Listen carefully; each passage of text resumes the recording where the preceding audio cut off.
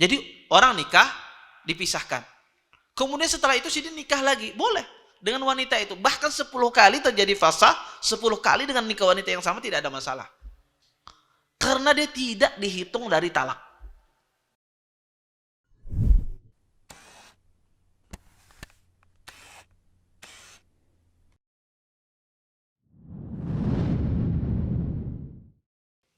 Assalamualaikum warahmatullahi wabarakatuh. Innal hamdalillah nahmaduhu wa nasta'inuhu wa nastaghfiruh wa na'udzu billahi min shururi anfusina wa min sayyiati a'malina. May yahdihillahu fala mudilla lahu wa may yudlil fala hadiya lahu. Asyhadu an la ilaha illallah wahdahu la syarika lah wa asyhadu anna Muhammadan abduhu wa rasuluh. Fa inna asdaqal hadits kitabullah wa khairal hadi hadi Muhammadin sallallahu alaihi wasallam wa syarrul umuri muhdatsatuha wa kullu muhdatsatin fid din bid'ah wa kullu bid'atin dhalalah wa kullu dhalalatin finnar. Amma ba'd. Ikhwan dan akhwat, hadirin dan hadirat yang senantiasa dimuliakan oleh Allah Subhanahu wa taala.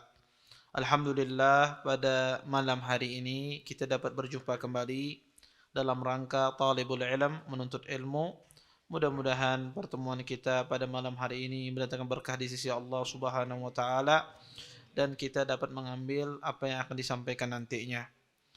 Hadirin dan hadirat, kita lanjutkan kajian kita tentang syarah kitab Bulughul Maram dari Fiqhul Usrah, ya, bab nikah, tentang masalah fikih keluarga.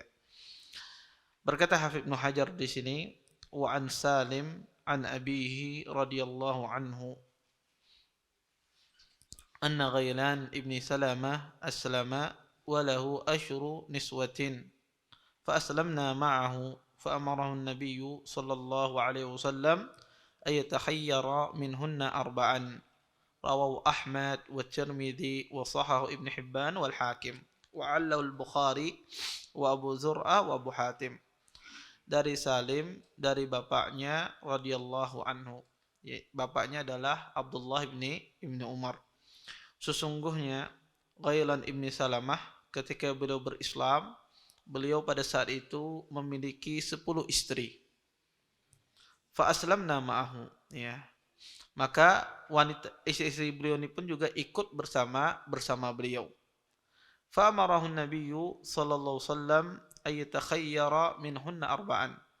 Kemudian Nabi SAW menyuruh Ghailan ibni Salamah untuk memilih dari 10 wanitanya itu cuma 4 saja.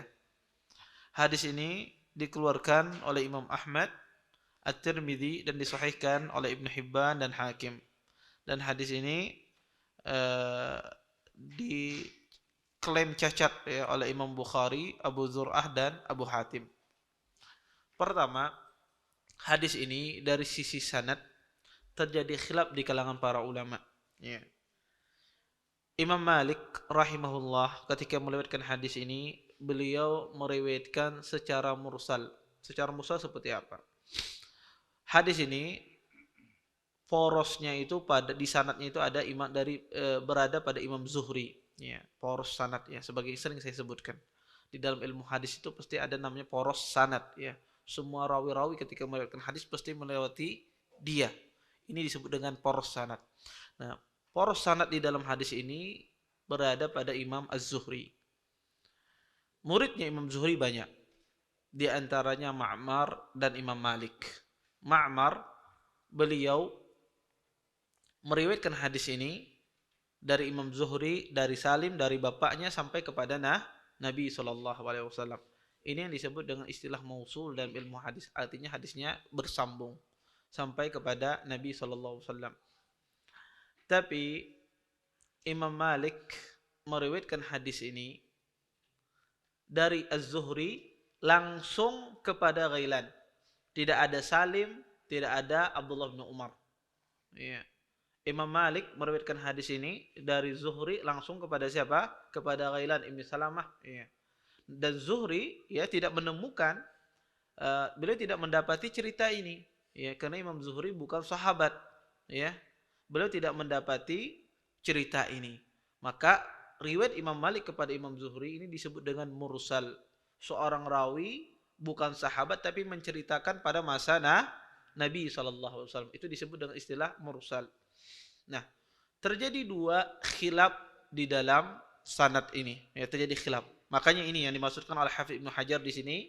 Imam Bukhari, Abu Zur'ah dan Abu Hatim mencacat hadis ini, melemahkan hadis ini.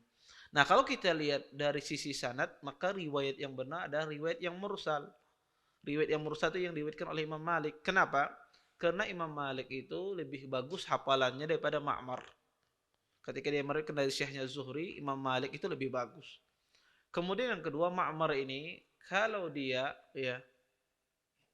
menceritakan hadis selain di Yaman, ya, dia banyak keliru. Ya, dia menceritakan hadis ini selain di kota Yaman, ya. Maka dia banyak keliru dalam periwayatan hadisnya. Sehingga riwayat yang benar di dalam masalah ini adalah riwayat yang mursal. Dan riwayat yang mursal itu salah satu jenis dari jenis hadis yang lemah. Oleh karenanya hadis ini adalah hadis yang lemah sebetulnya. Hadis ini adalah hadis yang lemah. Makanya Ibnu Hajar, dan ini amanah ya ulama ya, beliau menyebutkan dua khilaf, dua perselisihan. Kata beliau, hadis ini dikeluarkan oleh Imam Ahmad dan Tirmidzi dan disahihkan oleh Imam Tirmidzi. Dan juga dikeluarkan oleh Ibnu Hibban dan Hakim, dan mereka juga mensahihkan. Tetapi kata beliau, hadis ini juga dilemahkan oleh siapa? Imam Bukhari, Abu Zur'ah dan Abu Hatim ya. Maka pendapat yang paling benar dalam hal ini adalah pendapatnya Imam Bukhari, pendapatnya Abu Zur'ah, pendapatnya Abu Hatim. Ya, ini riwayat yang paling benar di dalam masalah hadis ini. Hadis ini adalah hadis yang lemah. Baik. Hadis ini berbicara tentang masalah seseorang yang masuk Islam, kemudian dia memiliki istri lebih dari 4. Dan kita tahu bahwasanya seseorang tidak boleh ya menikah lebih dari 4 ya. Kecuali Rafidhah ya, mereka mengatakan boleh menikah itu lebih dari 4 ya. Kata mereka boleh menikah itu sampai ya 9 bahkan 10 ya. Karena mereka tambahkan fankihu ma tabalakum minan nisa'i masna wa sulasa wa ruba. Kata mereka nikahilah wanita-wanita itu dari 2, 3 dan 4, ditambahkan jadinya 9. Iya, iya. Iya, tetapi ini tidak benar ya, ini penafsiran yang keliru ya. Iya, penafsiran yang keliru ya. Ulama sepakat bahwasanya laki-laki itu tidak boleh lebih dari 4 kecuali Nabi sallallahu alaihi wasallam, karena khususan Nabi sallallahu alaihi wasallam. Oleh karenanya, jika seandainya ada seseorang pada masa jahiliyah misalnya, dia masuk Islam, kemudian dia memiliki istri lebih dari 4, maka harus diceraikan. Harus diceraikan. Mau tidak mau dia harus diceraikan. Terus siapa yang diceraikan? Maka ya kalau seandainya dia ya masuk ketika dia menikah tersebut dalam keadaan jahiliyah atau sebelum dia masuk Islam, ketika dia masuk Islam dia memilih di antara apa? Di antara istri yang ada. Mana ya? Tidak berkaitan dengan mana yang lebih didahului nikahnya, tidak. Tapi kembali kepada pria tersebut yang mana dia pilih di antara istrinya. Tetapi jika seandainya ada orang menikah, dia orang Islam, tapi ada sebagian orang itu kadang-kadang menikahnya lebih dari 4 ya. Entah dia kejahilan dia, entah hawa nafsunya dia. Kemudian dia ingin bertobat kepada Allah Subhanahu wa taala. Apakah dia harus memilih di antara istrinya? Tidak. Yang terakhir itulah yang diceraikan. Yang lebih dari 4 itulah yang diceraikan. Karena itu pernikahannya tidak sah. Pernikahannya tidak sah. Ini perbedaan antara orang yang belum masuk Islam dengan orang yang sudah masuk Islam. Kalau dia melakukan ya, nikahnya ya, setelah dia masuk Islam dan lebih dari itu, maka yang terakhir itu adalah nikahnya batil, harus diceraikan. Baik. Kita lanjutkan ke hadis berikutnya.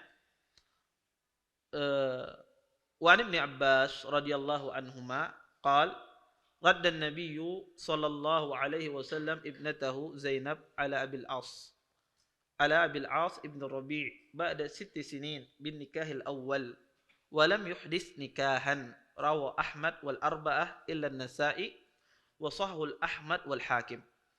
Dari Ibnu Abbas radhiyallahu anhuma beliau berkata, Sesungguhnya Nabi Shallallahu Alaihi Wasallam, ya, beliau ya mengembalikan Zainab kepada suaminya Abil As ibnu Rabi setelah 6 tahun berlalu dari pernikahannya dengan akad nikah yang pertama, dan beliau Nabi SAW tidak mengulangi akad nikah yang baru. Hadis ini diriwayatkan oleh imam yang 4, yaitu Imam Ahmad, Abu Daud, Tirmidzi, Nasa'i, ya. Imam Ahmad, Abu Daud, Tirmidzi kecuali Nasa'i. Dan hadis ini disahihkan oleh Imam Ahmad dan Hakim. Sebelum kita menjelaskan matannya, kita ingin mengomentari dari sisi sanadnya. Hadis ini juga terdapat perselisihan di dalam sanadnya. Hadis ini datang dari riwayat Daud ibn Husain kepada Ikrimah. Jadi hadis ini diriwayatkan oleh Daud ibn Husain. Daud ibn Husain meriwayatkan dari Ikrimah. Ikrimah meriwayatkan dari Ibni Abbas. Ibni Abbas meriwayatkan kepada Nabi SAW. Daud ibn Husain ini, dia kalau meriwayatkan, selain dari riwayat Ikrimah, riwayatnya bagus. Tapi kalau dia meriwayatkan dari Ikrimah, Maula Ibni Abbas, riwayatnya tidak bagus. Dihukumi hadisnya mungkar, ya, atau riwayatnya lemah. Di sini Daud ibn Husain meriwayatkan dari Ikrimah. Makanya para ulama menghukumi sanad ini lemah. Sanad ini lemah. Tetapi hadis ini memiliki jalur lain. Memiliki syahid dari hadis Ali. Hadis Ali bin Abi Thalib juga meriwayatkan seperti riwayat Ibnu Abbas ini. Tetapi riwayat Ali ini juga terdapat kelemahan. Karena di situ Sya'bi meriwayatkan. Sya'bi meriwayatkan. Ya. Nah, sedangkan Sya'bi tidak bertemu dengan Ali bin Abi Thalib. Sya'bi tidak bertemu dengan Ali bin Abi Thalib atau tidak mendengar dari Ali bin Abi Thalib.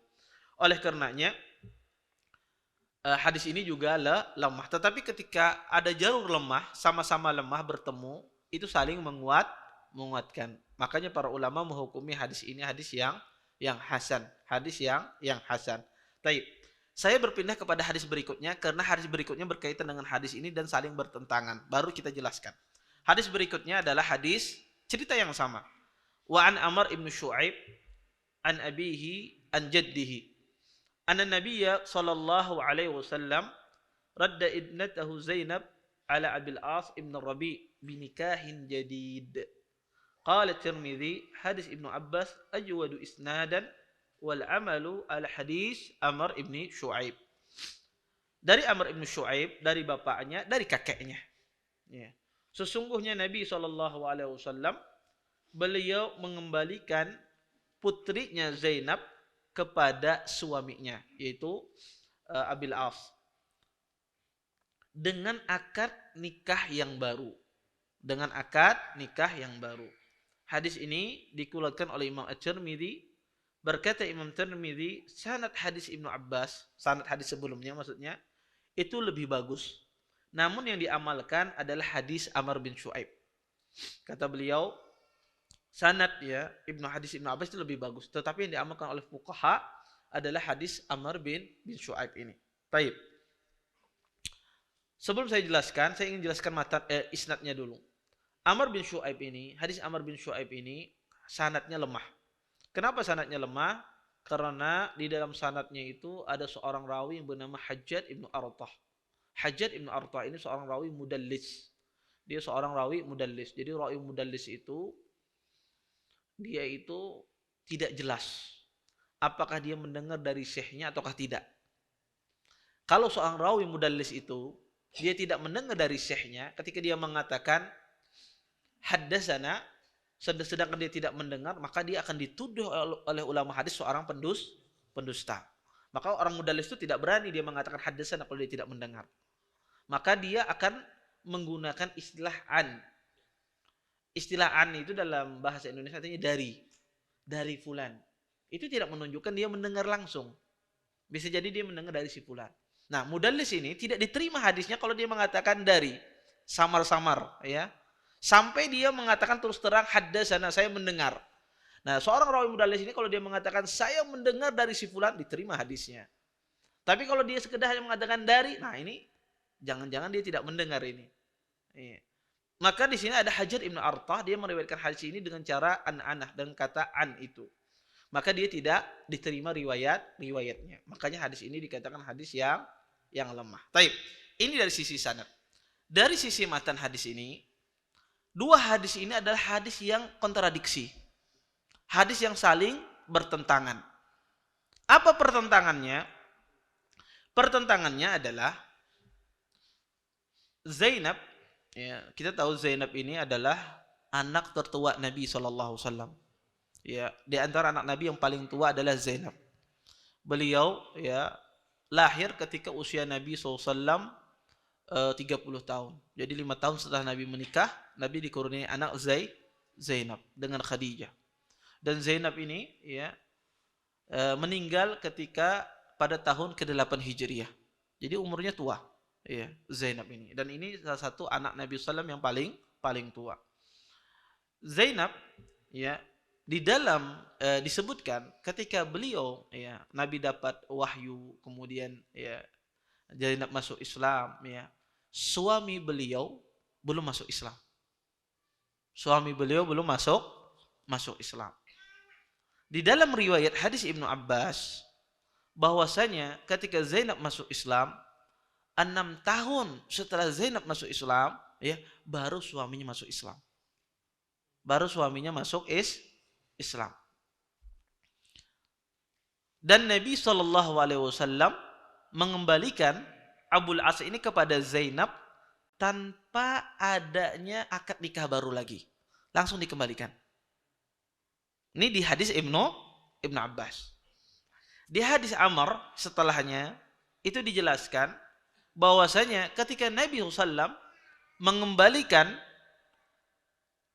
Abul As kepada Zainab, Nabi SAW menikahkan kembali, membikin akad baru, akad baru, ya seperti orang nikahlah lagi.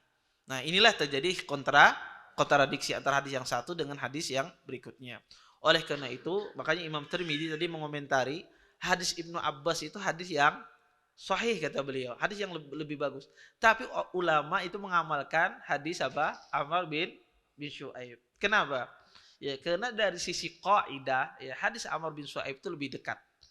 Dari sisi kaidah fikih, ya. Tetapi yang benar dalam masalah ini adalah para ulama menjelaskan bahwasanya ya kalau seandainya ada seorang istri masuk ke dalam Islam, kemudian suaminya belum masuk Islam, suami istri ini istrinya masuk Islam, sedangkan suaminya belum masuk Islam, dan ini pengantin baru. Jika istri tersebut ya belum ya dicampuri oleh suaminya, ya sama sekali belum dicampuri, ya belum disentuh istri tersebut karena pengantin baru, ternyata istrinya dapat hidayah misalnya, ya melihat Redcon TV mungkin dapat hidayah misalnya, ya dapat hidayah masuk Islam, ya amin ya mudah-mudahan ya dapat hidayah masuk Islam dan belum disentuh oleh suaminya, maka pernikahan itu otomatis batal. Jika seandainya istri masuk Islam dan suami belum masuk Islam dan sang istri belum dicampuri oleh suami, otomatis nikah itu batal. Yang kedua, keadaan kedua, seorang suami istri ya, istrinya masuk Islam. Kemudian suaminya belum masuk Islam. Tetapi istri itu sudah dicampuri. Sudah hubungan seperti hubungan suami istri. Kata para ulama, maka ditunggu masa iddahnya. Ya, Jika suaminya masuk Islam, ya, sebelum selesai masa iddah sang istri, kita tahu iddahnya wanita itu 3 kali haid atau 3 kali suci berdasarkan khilaf. Maka jika seandainya iddahnya itu belum selesai, kemudian suaminya pada saat itu terbesit, ya dapat hidayah di masa-masa tersebut, maka dia kembali langsung kepada istrinya. Dia kembali langsung kepada istrinya. Dia tetap sah menjadi istrinya. Ini kalau iddahnya belum selesai. Jadi kalau seorang istri masuk Islam, suaminya lambat, itu sudah jadi iddah. Jadi dihitung 3 kali apa? 3 kali haid.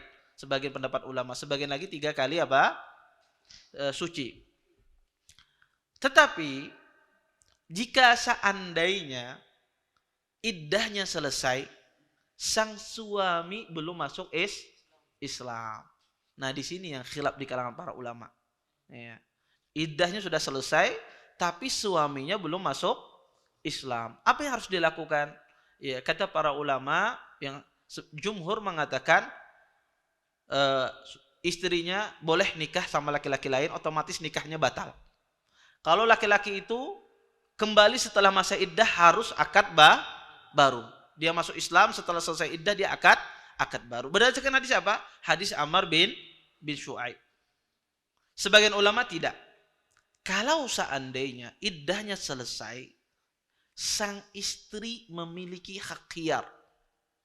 Hak untuk dia tetap ya pada lakinya yang dulu, tapi ini sudah cerai ya, sudah apa, ini bukan lakinya. Tetap dia pada lakinya dulu atau dia boleh menikah dengan laki-laki lain. Kalau dia tetap pada lakinya yang dulu, ketika lakinya masuk Islam, tidak perlu nikah. Tidak perlu nikah. Ya. Dan pendapat ini pendapat yang paling benar. Kenapa? Karena Zainab, ini hadis sangat jelas, hadis Ibnu Abbas. Zainab itu dia suaminya 6 tahun baru setelah itu masuk Islam. Tentunya iddah sudah selesai. Dan Nabi SAW mengembalikannya.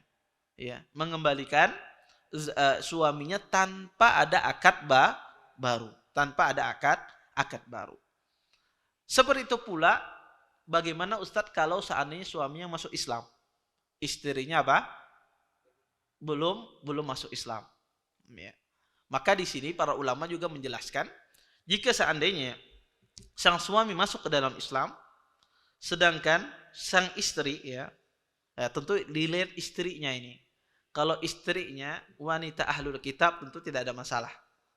Karena kita tahu bahwasanya para ulama membolehkan nikah seorang muslim dengan wanita ahlul kitab. Baik itu Yahudi dan Nasara. Walaupun sebagian ahlul ilm mengatakan tidak boleh juga seorang muslim menikahi ahlul kitab. Kenapa? Karena kata mereka, karena ada ayat yang melarang seorang muslim menikahi ahlul kitab. Yaitu ayat di dalam surah Al-Baqarah, kata Allah, wala tankul musyrikat hatta yu'minna. Kata Allah Subhanahu wa taala, janganlah kalian menikahi orang-orang musyrik sampai mereka beriman. Ya, wanita-wanita musyrikah. Kata mereka orang ahlul kitab itu melakukan kesyirikan. Mereka menyembah kepada selain Allah Subhanahu wa taala. Sedangkan ayat di dalam surah Al-Maidah, ya kata Allah ya bahwasanya wa ta'amul ladzina utul kitab halul lakum wa ta'amukum halul lahum wal muhsanatu minan nisa. Ayat yang berbicara tentang penghalalan nikahnya seorang muslim dengan wanita ahlul kitab, kata mereka ini mansukh, terhapus hukumnya dengan ayat di dalam surah Al-Baqarah.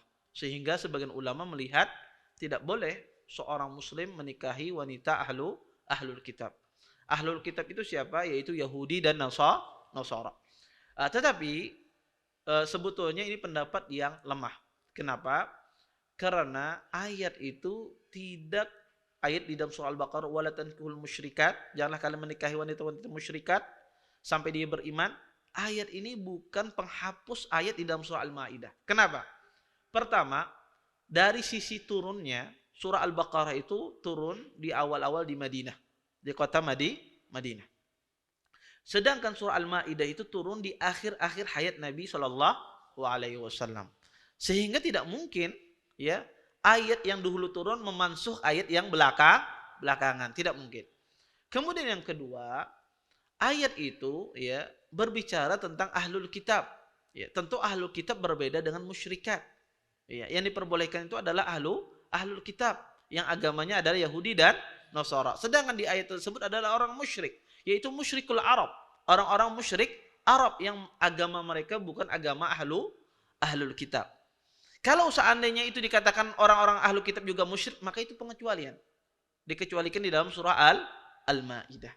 Sehingga pendapat yang paling benar di kalangan para ulama, boleh seseorang muslim menikahi wanita ahlul kitab. Tetapi afdalnya adalah seseorang mencari wanita muslimah. Ya, mencari wanita muslimah. Karena itu ya sangat berpengaruh ya tentang khususnya nanti kepada memiliki anak, keturunan ya, mempengaruhi ya agama seorang wanita. Taib. Tetapi jika seandainya ya seorang suami masuk Islam terlebih dahulu, sedangkan wanitanya adalah wanita musyrik, bukan ahlul kitab. Maka jika seandainya wanitanya bukan ahlul kitab, ya, maka jika sang istri tersebut belum dicampuri oleh suaminya, maka pernikahannya batal. Sama seperti tadi. Ya. Tetapi jika seandainya ya, dia sudah masuk Islam, kemudian dia campuri istrinya, maka sang suami ini menunggu masa iddah istrinya. Jika iddah istrinya selesai, sang istri tidak masuk Islam, maka pernikahan batal. Jadi ditunggu iddahnya sang istri ini. Ketika sang suami masuk Islam, otomatis ketika istri itu haid, itu adalah iddahnya.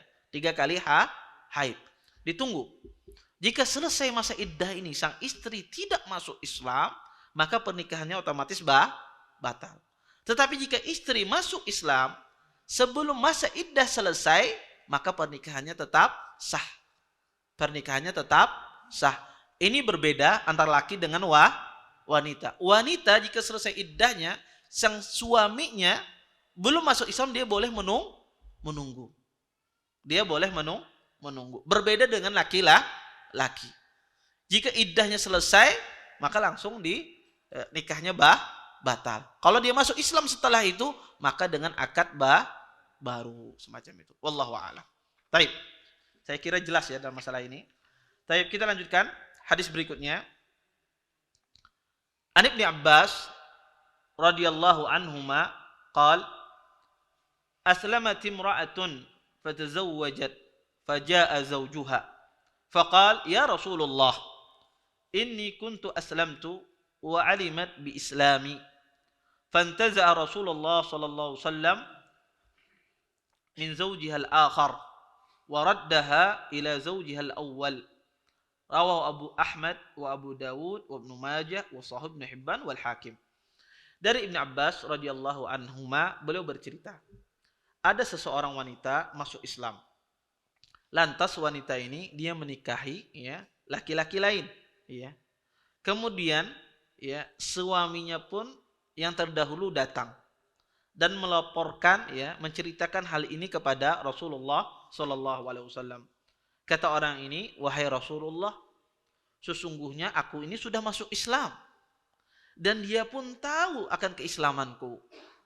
Kemudian Rasulullah sallallahu alaihi wasallam membatalkan pernikahan wanita itu dengan suami barunya dan mengembalikannya kepada suaminya yang terdahulu.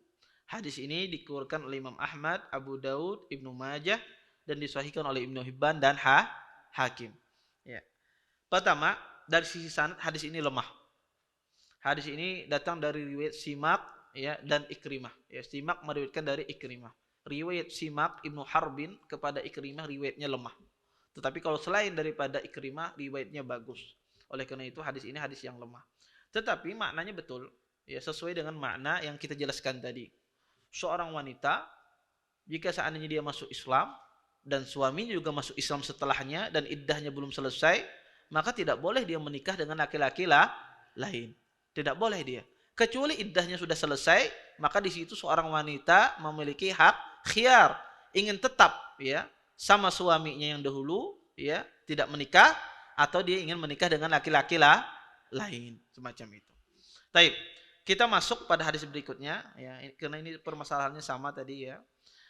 An Zaid ibn Ka'ab ibn Ujrah an abihi qala tazawwaja Rasulullah sallallahu alaihi wasallam al-'aliyah min bani Ghifar falamma dakhalat alayhi wa wada'at siyabaha ra'a bi kashfiha bayadan faqala an-nabiy sallallahu alaihi wasallam ilbisi siyabaki walhaqi bi ahliki wa amara laha bis sadaq rawal Hakim wa fi isnadihi Jamilun ibn Zaid wa huwa majhul wa ikhtulifa alaihi fi syaikhihi ikhtilafan katsira. Ya. Dari Zaid ibn Ka'ab ibn Ujrah, dari bapaknya, sesungguhnya Rasulullah SAW ya, pernah menikahi dengan seorang perempuan yang bernama Al-Aliyah dari Bani Ghifar. Ya. Ketika ya, wanita ini masuk kamar dan dia melepaskan bajunya, Nabi SAW melihat warna putih di bagian rusuk wanita ini. Lalu Nabi SAW bersabda, kenakanlah pakaianmu dan kembalilah engkau kepada keluargamu. Dan beliau memerintahkan untuk memberikan mahar kepada wanita ini. Hadis ini dikeluarkan oleh Imam Hakim.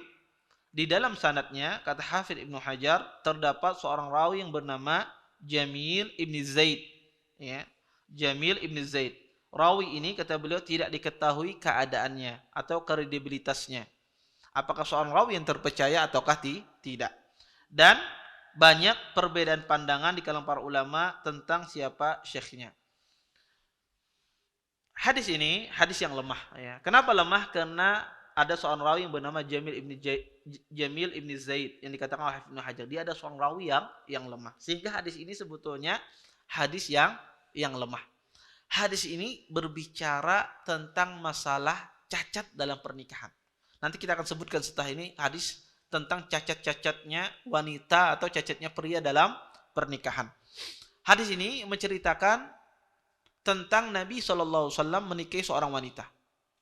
Ketika dinikahi oleh Nabi SAW wanita tersebut, ternyata Nabi SAW setelah menikah melihat aibnya, yaitu di tulang rusuknya ini putih, ya, semacam penyakit, ya, semacam penyakit putih.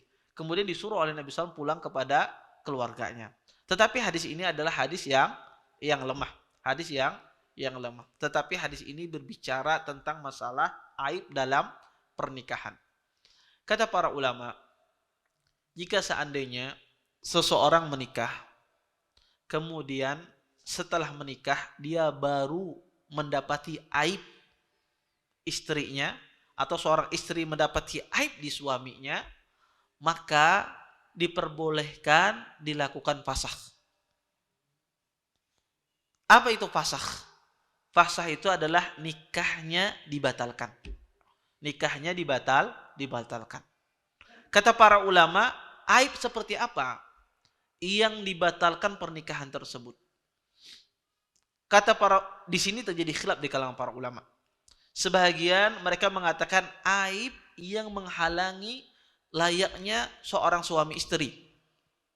Seperti misalnya laki-laki itu impoten, atau seorang wanita ada daging tumbuh ya di sekitar tempat hubungan intim, atau di situ ada tulang yang tumbuh sehingga tidak bisa seorang suami berhubungan intim kepada istrinya.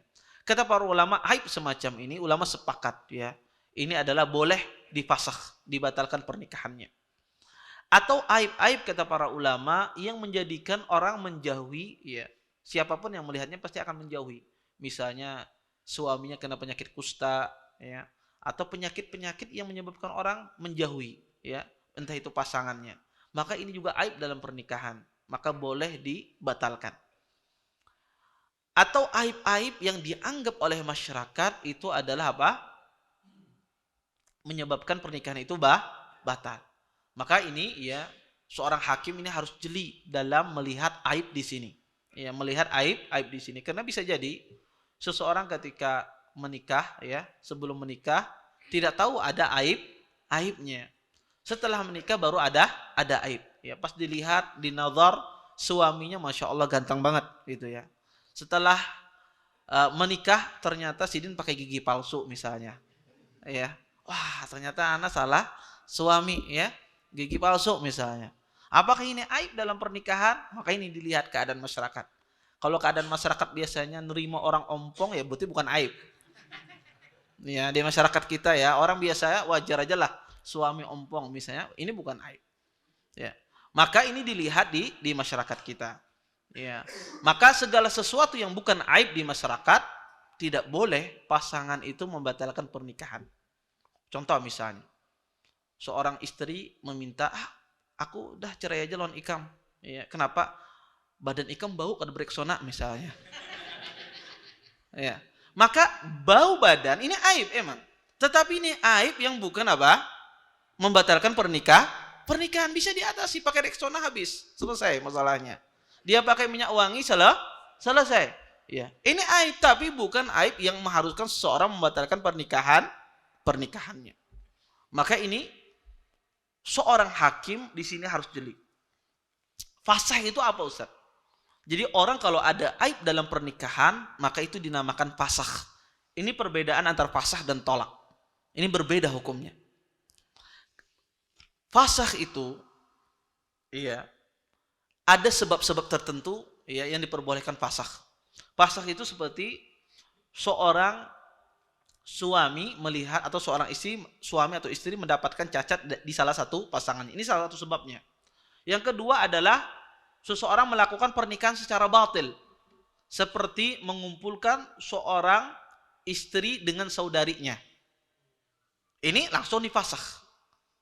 Atau terjadi seorang suami tidak bisa memberikan nafkah kepada istrinya. Ini juga fasakh. Dia tidak bisa memenuhi hak-haknya sebagai seorang suami. Ini juga difasakh. Kemudian fasakh itu juga jika seandainya terjadi la'an. Misalnya seorang suami menyaksikan istrinya berzinah misalnya. Kemudian sang suami datang kepada qadhi. Bahwasanya istri saya berzinah. Kemudian istrinya mengatakan tidak, saya tidak berzinah. Akhirnya disuruh kedua ini saling melaknat. Itu disebut dengan la'an. Disebut dengan la'an. Maka itu langsung dipisahkan. Dan ini pernah terjadi pada sahabat Nabi sallallahu Uwaimir. Sahabat Nabi sallallahu Uwaimir. Beliau mendapati istri beliau pada saat itu bersama laki-laki lain. Kemudian beliau datang kepada Nabi sallallahu alaihi wasallam untuk diselesaikan. Akhirnya pun diturunkan ayat disuruh untuk melakukan bersumpah. Sang suami melaknat kepada istrinya. Dan istrinya pun sebaliknya. Ini juga kalau terjadi la'an, ini dipisahkan. Dan perbedaan antara fasakh dan talak ini berbeda. Sebagian orang menganggap sama beda. Kalau talak itu keinginan suami dengan lafaznya dia. Aku talak Ikam. Itu keinginan suami. Kalau fasakh tidak. Fasakh itu imam hakim yang memutuskannya atau diputuskan secara syariat tidak perlu pergi ke hakim. Kalau seandainya permasalahannya secara syariat batal. Contoh misalnya, seorang menikahi seorang wanita, dua orang wanita yang mana dia adalah bersaudara. Ini secara syariat langsung batal, tidak perlu pergi ke hakim.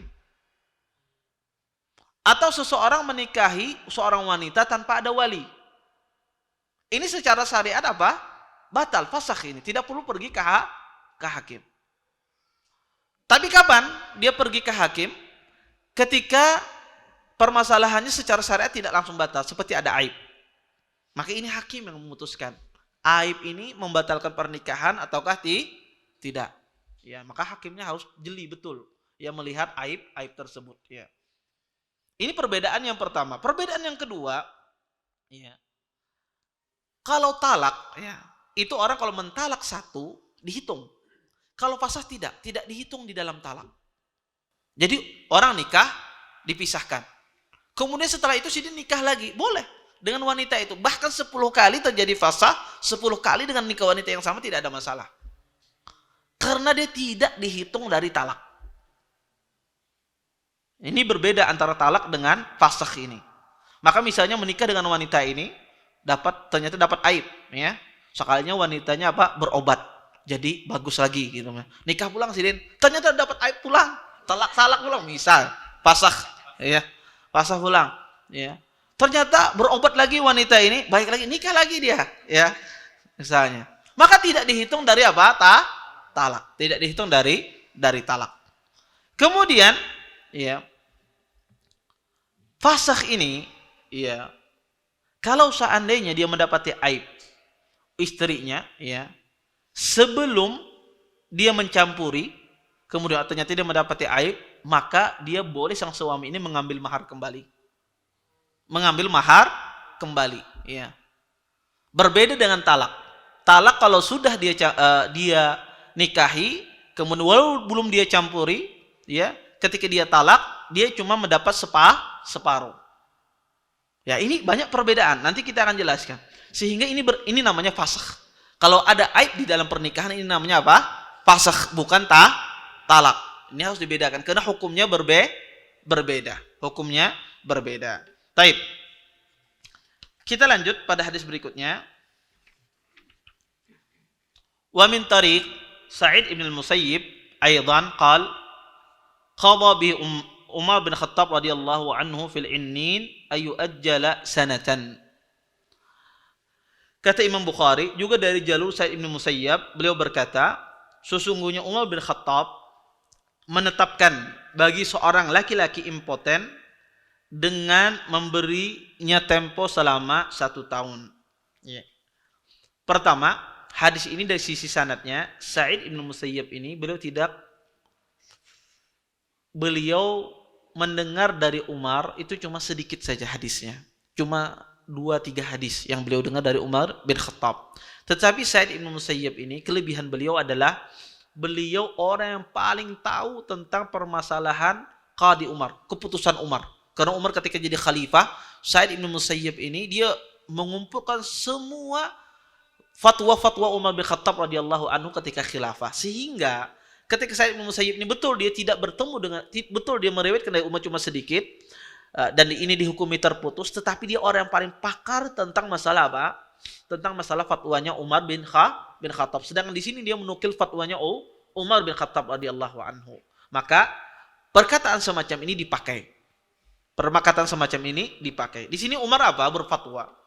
Orang yang impoten menikah, kemudian diketahui setelah menikah, apakah langsung diceraikan? Tidak. Tetapi kata Umar bin Khattab apa? Ditunggu selama satu tahun. Jika seandainya tidak sembuh, diobati terus tidak sembuh, baru di sini seorang hakim memisahkannya. Kalau seandainya salah satu pihak tidak ridha, maka ditunggu selama satu tahun. Tidak boleh langsung mendapatkan impoten kemudian langsung dipisah, tidak boleh. Harus menunggu satu tahun dan dikasih diobati. Oleh karena itu kata para ulama, adzan dulu. Adzan. Baik. Kemudian ya, tadi dijelaskan bahwasanya Umar bin Khattab radhiyallahu anhu beliau mengatakan bahwasanya jika seandainya orang tersebut tidak impoten, maka tidak boleh langsung dipasang, tetapi tunggu setahun. Kalau seandainya setahun ya dia tidak sembuh, ya maka di sini boleh ya dipasang, seorang hakim yang memutuskan untuk dipisahkan. Bagaimana kalau seandainya yang impoten itu atau yang tidak bisa melahirkan itu adalah istrinya? Ya, ternyata yang berpenyakit itu adalah istrinya. Bagaimana? Apakah juga harus ditunggu setahun atau seperti apa? Para ulama mengatakan bahwasanya jika seandainya seorang istri tidak bisa melahirkan, dan ini tentu saja aib dalam pernikahan. Kata para ulama, ini juga boleh seorang laki-laki meminta fasakh ya kepada seorang hakim untuk dipisahkan. Tetapi sebagian ulama melihat tidak boleh seorang suami meminta fasakh sang istri untuk dipasakh. Kenapa? Karena sang suami jika istrinya tidak bisa melahirkan, dia bisa menikah lagi. Dia bisa menikah dengan wanita lain, berbeda dengan seorang wanita. Jika seandainya sang suami ini, ya dia impoten, ya dia tidak bisa menikah dengan laki-laki lain. Berbeda halnya statusnya dengan seorang suami yang tidak bisa melahirkan adalah istrinya. Oleh karenanya kata para ulama, dan ini insya Allah ya lebih mendekati kebenaran, maka hendaklah jangan seorang suami menceraikan istrinya akibat sang istri tersebut tidak bisa memberikan keturunan. Ya, maka dia punya solusi lain. Dia punya solusi lain untuk menikah lagi kalau seandainya dia tidak mendapatkan keturunan dari istrinya. Oleh karenanya, dari hadis yang kita baca ini, para ulama mengatakan apakah perlu seorang yang mau menikah itu mencek kesehatan pasangannya, ya. Dicek tes kesehatan pasangannya, ya, sehingga kalau ada orang datang melamar anak pian, beda ke dokter tes dulu, tes gula darahnya, kolesterolnya, misalnya, ya, medika check up. Oke, baru kita lanjut omongan, ya. Apa perlu kata para ulama? Seorang yang mau menikah itu dites, ya, dicek kesehatannya. Terjadi khilaf yang besar di kalangan para ulama.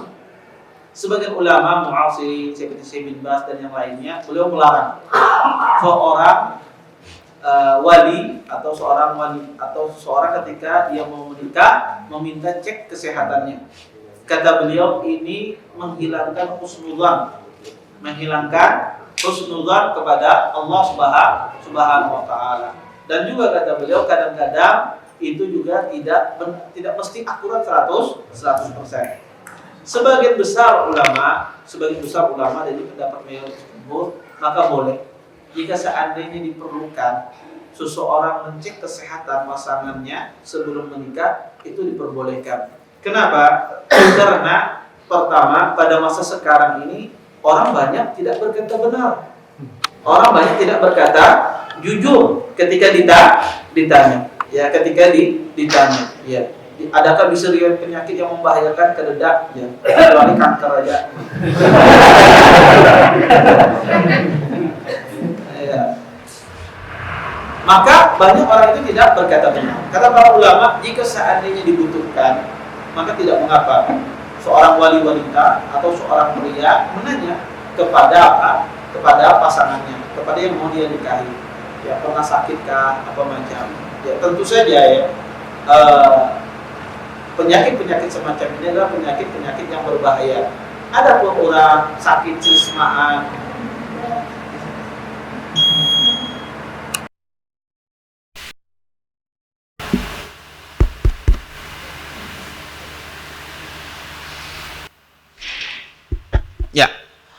Adapun, ya, seseorang, ya, menanya secara detail penyakit-penyakit yang tidak berbahaya, maka ini keliru. Karena ada sebagian orang kadang-kadang luar biasa ditanya, anak pian ini pernah garing lah? Pernah aja Jasiden, ya. Pernah anukah aja sakit panas? Pernah. Pernah muakah? Ini kada perlu ditanyakan. Iya. Pertanyaan-pertanyaan semacam ini tidak perlu ditanyakan. Tetapi yang dibutuhkan, ya, seperti penyakit-penyakit yang berbahaya dalam pernikahan, ya, penyakit-penyakit berat, ya semacam itu. Maka tidak mengapa, ya, seorang wali, ya, dia minta medical check up, tidak ada masalah, ya. Dia minta, afwan, antum kalau menikah sama anak-anak, antum cek kesehatan dulu, ya. Saya ingin tahu apa kesehatan antum seperti apa. Periksa ini, maka tidak ada masalah. Karena itu haknya orang tua untuk menjamin kebahagiaan anaknya, dan ini salah satu bentuk ikhtiar. Kalau seandainya dia mau.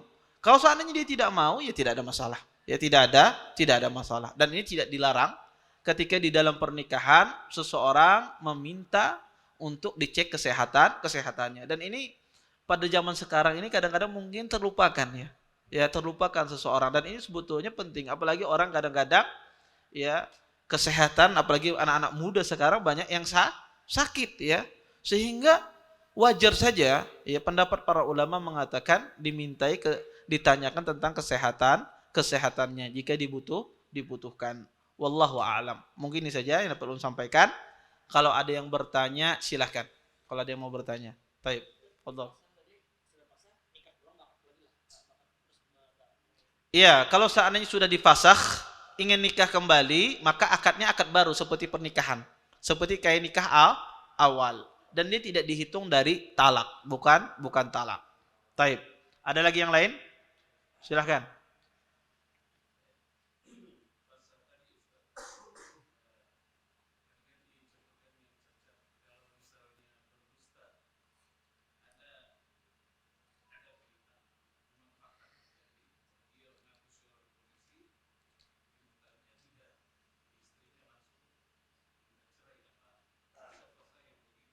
Iya. itu juga dimasukkan dalam kategori aib ya, dan itu nanti dikembalikan ke hakim. Apakah seseorang mengaku pekerjaannya ini ternyata faktanya bukan demikian ya, dan kalau itu seandainya dianggap aib di sebuah masyarakat, maka itu bisa difasakh ya, bisa fasakh. Tapi hal-hal semacam itu nanti seorang hakim yang menentukannya ya, hakim yang menentukannya. Kata saya fasakh itu bisa hakim yang menentukan, bisa juga kita nggak perlu ke hakim kalau seandainya secara syariat sudah batal. Seperti apa tadi, menikah tanpa wali. Seseorang misalnya menikahi dua orang wanita saling bersaudara, ini tidak perlu ke hakim ya, karena secara syariat sudah batal. Tetapi kalau seandainya ya seperti tadi ini aib apa bukan, ini harus hakim yang memutuskannya, bukan kita, bukan pihak suami ataukah pihak istri. Kalau diserahkan kepada mereka, maka sedikit-sedikit ada aib fasakh ya, sedikit ada aib fasakh ya. Wah, ini suamiku ini apa namanya, kada pernah bersikat gigi, pasah aja sudah ya. Maka ya akan terjadi apa, perceraian yang apa begitu banyak ya, kalau dikembalikan kepada pihak suami istri, maka ini hakim yang menentukan. Wallahu a'lam. Taib, ada lagi yang lain? Taib, silakan.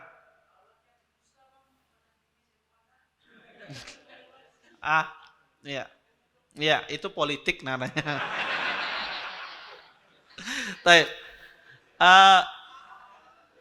Pertama ya, berdusta itu tidak boleh ya.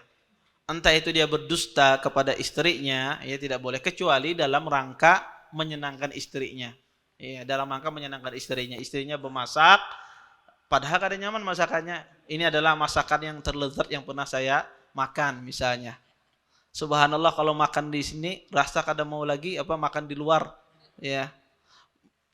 Silahkan dia memuji istrinya walaupun tidak sesuai, maka ini diperbolehkan ya seseorang, tetapi pada umumnya berdusta itu tidak boleh ya. Ketika seorang suami mengatakan saya tidak memiliki apa istri kecuali kamu saja misalnya, maka ini tidak boleh ya, dia berbohong, dia berdusta, maka tidak boleh, jujur saja. Kalau seandainya ya, kalau seandainya dia apa namanya tidak berani, enggak usah nikah, kada usah kawin ya. Kalau kada wani jujur ya kada usah kawin, ngapain kawin ya.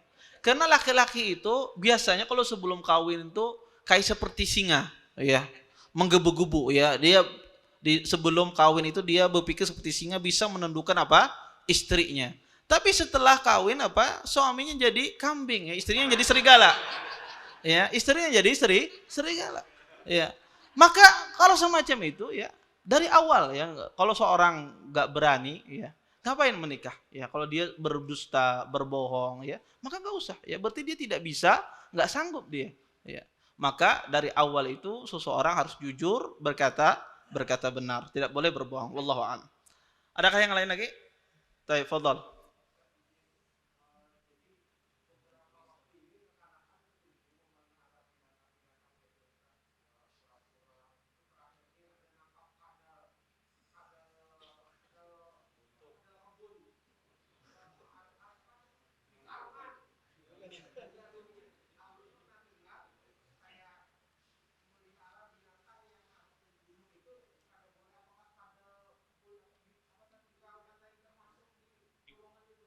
Iya, pertama, kadal bingkarungan itu tidak termasuk hewan yang disuruh dibunuh. Dia tidak termasuk hewan yang disuruh dibunuh. Kada apa-apa ya mengingunya ya, kada apa-apa kalau ada manfaatnya. Tapi kalau seandainya tidak ada ya lebih baik seseorang tidak ya. Tapi kalau ditanyakan apakah dia termasuk hewan yang disuruh untuk dibunuh, tidak. Karena hewan yang disuruh bunuh itu disebutkan oleh Nabi Sallam, di antaranya ular, tikus ya, cecak ya. Maka atau kalau jengking, akrab ya, maka itu hewan yang disuruh dibunuh. Adapun selain itu ya tidak disuruh untuk dibunuh ya. Maka kadal itu dia tidak disuruh untuk dibunuh ya. Kalau untuk memeliharanya, mengingunya, maka tidak ada masalah ya, tidak mengapa. Wallahu a'lam. Taib, ulun kira cukup ya, ulun kira cukup untuk pertemuan kita hari ini. Kita tutup dengan doa kafaratul majelis. Subhanakallahumma bihamdika asyhadu an la anta astaghfiruka wa atubu ilaik. Assalamualaikum warahmatullahi wabarakatuh. Terima kasih. Jazakumullah khairan wa barakallahu fikum. Video ini dibuat atas partisipasi dari donasi Anda. Semoga menjadi amal jariah bagi Anda semuanya.